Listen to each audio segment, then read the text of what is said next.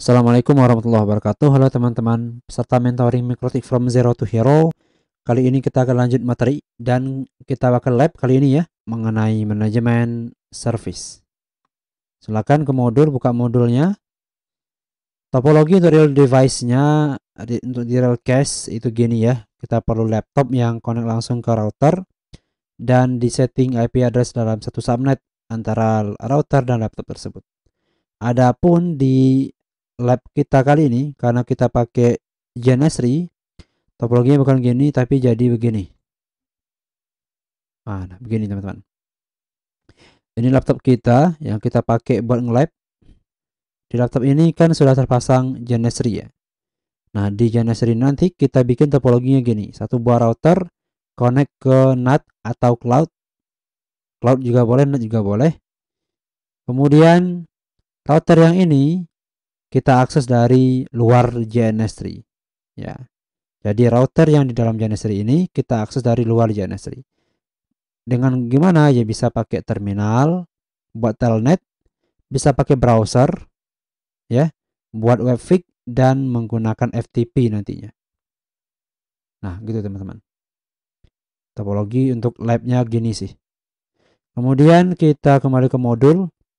Adapun tujuan lab kita akan mengubah port number di IP service. Yang kedua, kita akan menonaktifkan IP service yang nggak dipakai. Jadi metode labnya cuma konfigurasi IP service untuk change port number dan disable IP service-nya.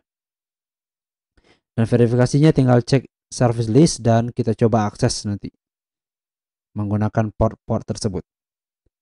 Kita langsung ke GNS3. Di sini saya sudah bikin project dengan nama Lab Management Services. Kita oke. Kemudian sesuai topologi tadi kita perlu router satu buah, kemudian NAT. Kita konekkan. Di sini saya pasang di interface Ether 1 saja. Kemudian saya klik kanan start, klik kanan console. Oke, ini konsolnya udah kebuka. Ya, oke, login admin, password masih tanpa password. Sekarang coba kita cek IP service print. Karena masih default ya, telnet masih port 23 dan masih aktif, FTP juga masih aktif, portnya juga masih default, dan seterusnya yang lainnya juga begitu. Masih default bawaannya. Dan artinya sekarang kita bisa akses router ini menggunakan protokol-protokol ini tanpa mengganti nomor portnya, karena nomor portnya masih default. Dan kita bisa pakai protokol-protokol ini, kenapa? Karena dia masih aktif, masih enable, belum kita disable. Untuk bisa mengakses router ini, kita perlu tahu berapa IP di router satu ini. Berhubung tadi kita connect di router 1 ya, udah jalan DHCP client, maka seharusnya router ini udah bisa dapat IP, udah punya IP yang bisa dipakai buat di remote. Coba kita cek dulu IP DHCP client print, benar ya, udah dapat IP. Ini IP-nya 192.168.122.5. Coba kita cek IP address print. Oke. Untuk yang pertama kita coba pakai telnet dulu ini. Kemudian kita pakai FTP dan juga webfig. Cukup 3 buah ini yang kita coba ya. Oke. Yang pertama kita pakai telnet. Jadi kita buka. Kita bisa lakukan menggunakan terminal untuk di Ubuntu atau menggunakan command prompt untuk di Windows. Berhubung saya pakai Ubuntu, jadi saya buka terminal, Ctrl Alt T. Oke, terminalnya udah kebuka. Oke. Untuk bisa akses menggunakan telnet, maka kita bisa masukkan perintahnya di terminal ataupun di CMD kita di command prompt. Perintahnya telnet spasi alamat IP dari router yang mau kita remote 192.168.122.5. Ini IP router yang di GNS3 tadi. Enter. Nah, kelihatan di sana dia trying connect ke sini dan dia berhasil connect loh. Connected. Dan kita tinggal masukin username-nya dan password-nya. Kita coba masukin ya. Admin, enter, password-nya masih tanpa password. Nah, berhasil ya. Kita berhasil connect, terhubung. dengan router di JNS3. Kemudian yang kedua kita coba menggunakan FTP. Dan saya juga punya aplikasi lain, ada FileZilla. Teman-teman silahkan pakai aplikasi yang sesuai keinginan aja kalau mau coba. Di sini saya pakai FileZilla ya. Oke, ini udah kebuka. Kita perkecil dulu. Oke. Nah, di sini saya masukin hostnya adalah IP si router yang di JNS3 tadi. 192.168.122.5.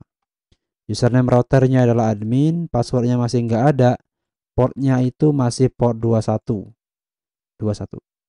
Kemudian kita klik quick connect. Dan dia berhasil connect, teman-teman. Dia login dan berhasil baca folder yang ada di dalam router. Kelihatan di sini ada folder namanya skins. Ini ada di menu file. Coba kita cek di konsol. Kita ke file lalu print. Ya, ada folder yang dengan nama skins. 26 Juli 2022 dibuatnya. Coba kita cek di sini. Ya, sama ya. Nah, artinya sekarang FTP juga berhasil.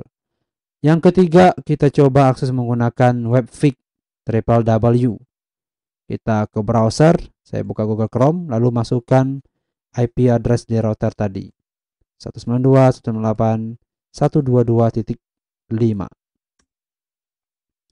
Dan juga kita berhasil connect, login, kita berhasil remote router di JNS3 tadi menggunakan browser dari luar JNS3. Oke, kemudian kita kembali ke JNS3-nya.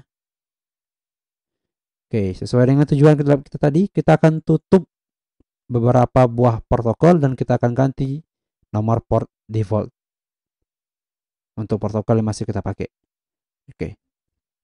Konfigurasinya kita IP service, kemudian kita ganti set port buat siapa dulu nih? Buat FTP dulu kita ganti jadi 212. Port 212 buat si FTP. Kemudian kita ganti port si SSH jadi 222 buat si SSH. Kemudian kita ganti juga port buat si Winbox menjadi 8821. Selesai. Coba kita cek IP service print. Oke, sekarang sudah diganti.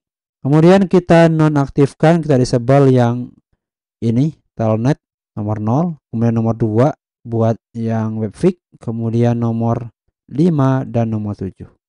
0257. Kita gunakan perintah IP service set disable yes. Buat yang mana? Buat yang nomor 0, 2, 5,7. Enter.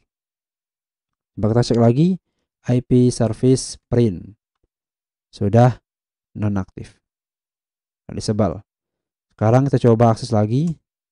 Kita log out dulu yang terminal tadi, kemudian kita buka terminal baru atau command prompt baru. Kemudian masukkan perintah telnet 192.168.122.5. Dan sekarang dia nggak bisa connect lagi. Kenapa? Karena udah di disable. Kita coba juga dengan FTP. Kita ke FileZilla, kemudian ini kita disconnect. Kemudian kita coba connect lagi, masih di IP tadi username masih admin, kita coba masih dengan port default ya 21. Kita quick connect dan dia could not connect to server, nggak bisa. Jadi gimana? Ya harus ganti nomor portnya di sini jadi 212. Ya 212 ya. 212. Kemudian kita klik quick connect. Nah, barulah kita berhasil login menggunakan nomor port yang barunya. Nah, kelihatan di sana. Setelah kita ganti nomor portnya, maka kita harus masukkan nomor portnya di sini. Begitu juga kalau udah kita disable, maka nggak bisa diakses menggunakan protokol tersebut. Nah, saya kira itu teman-teman untuk video kali ini. Mudah-mudahan bisa dipahami ya. Sampai jumpa di video berikutnya. Saya tutup dengan Assalamualaikum warahmatullahi wabarakatuh.